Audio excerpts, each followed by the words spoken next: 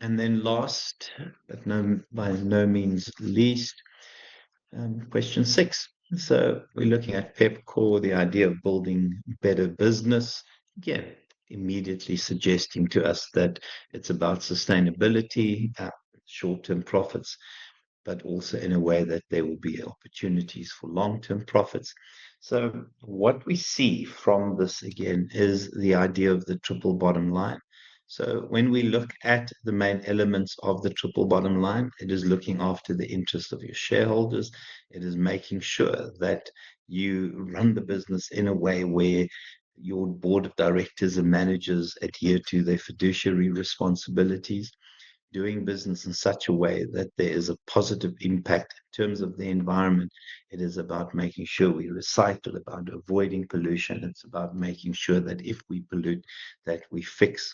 And then also about social communities and impacting society in general, making sure that there are CSR initiatives, that there are initiatives where communities benefit from the organization's operations.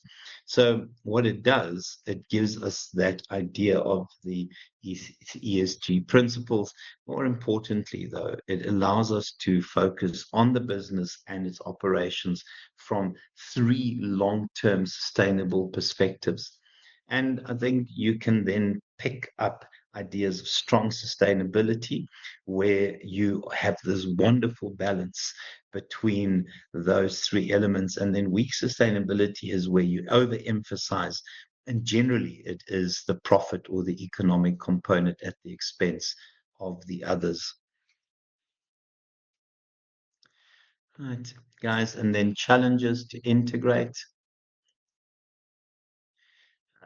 Number of challenges. I think the first one is this realization that this is not a catchphrase, and this is something that has to be given arms and legs and life within an organization. So one of the dangers of sustainability is that it becomes a slogan, that it's part of your value statement, but it's more about, preempting the kind of greenwashing that will follow.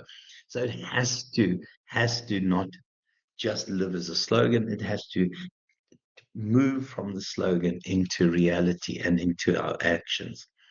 We also know that sustainability can be misused. Often it's about it as an advertising gimmick. We really do bad things in the background. We have very poor business practices when it comes to the natural environment, but we paint it to look fantastic. I can't use my analogy because I'm being recorded right now, but it's painting and you guys can imagine what that is. And I also think it is important to understand that you have to have very clear sustainable goals, because part of the challenges is not being able to measure your impact, and you measure against goals. So I think at least make sure that you adhere to legislation, but that's not sufficient. I think it's far more important to have that positive impact in terms of your social community component, and also looking after yourself in terms of the natural environment. I quite like the idea of the so-called multi-dimensional focus, that it really is that magic balance between those 3 components, and not just doing it because you want to do greenwashing. So from a business case perspective, I think it makes good business sense. As I said a number of times, people want to do business with guys who are considered to be the good guys, with businesses who are considered to be the good guys. From an employee management perspective, I think employees want to work for organizations that are considered to be sustainable, that are considered to balance those elements in terms of the ESG, and also, higher levels of productivity, and also just higher levels of motivation, again, associated with a positive work environment. And then, yeah, the challenge also is, what do we measure? There's so many metrics available. It is really about making sure that you use metrics that matter.